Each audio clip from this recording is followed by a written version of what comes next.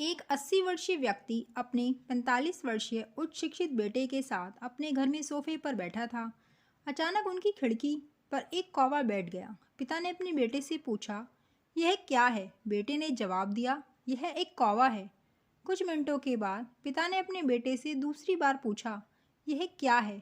बेटे ने कहा, पिता, मैंने अभी आपको यह एक कौवा है कहा है। थोड़ी देर बाद बूढ़े पिता ने फिर से अपने बेटे से तीसरी बार पूछा, यह क्या है?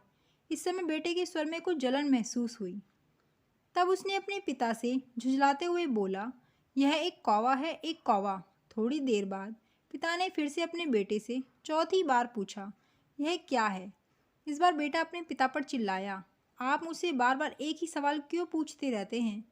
हालांकि मैंने आपको कई बार बता चुका हूँ कि यह एक कौवा है। क्या आप इसे समझ नहीं पा रहे हैं?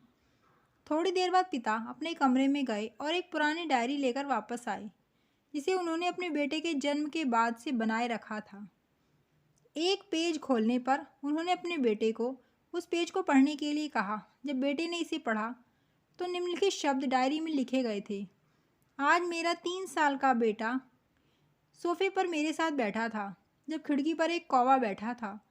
मेरे बेटे ने मुझसे 23 बार पूछा कि यह क्या है, और मैंने उसे 23 बार जवाब दिया कि यह एक कौवा है। मैंने उसे हर बार प्यार से गले लगाया और उसने मुझसे 23 बार फिर से वही सवाल पूछा।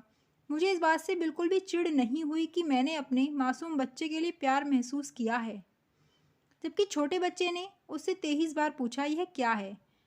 पिता को 23 बार पूरे सवाल का जवाब देने में कोई जलन महसूस नहीं हुई, और आज जब पिता ने अपने बेटे से सिर्फ 4 बार यही सवाल पूछा तो बेटे को चिढ़ और गुस्सा महसूस हुआ।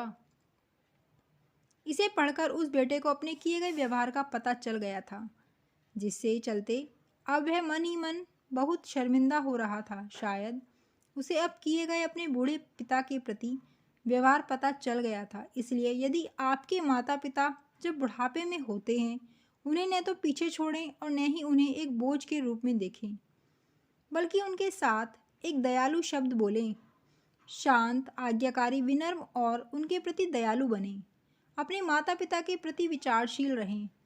आज इस बात को कहें, मैं अपने माता पिता को हमेशा खुश देखना चाहता हूँ। जब से मैं छोटा बच्चा था, उन्होंने मेरी देखभाल की। उन्होंने हमेशा मुझ पर अपने निस्वार्थ प्रेम की वर्षा की।